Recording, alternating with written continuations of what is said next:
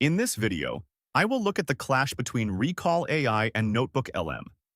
Recall AI acts like a second brain for your digital life by automatically capturing and summarizing everything you watch or read across the web. It is fantastic for people who consume massive amounts of content and need a searchable knowledge base that builds itself without any manual effort. On the other hand, Google Notebook LM focuses on deep analysis and synthesis of specific documents you upload. It excels at finding connections within your notes and can even generate full podcast-style discussions based on your data. If you want a hands-off approach to archiving your digital history, Recall AI is the winner.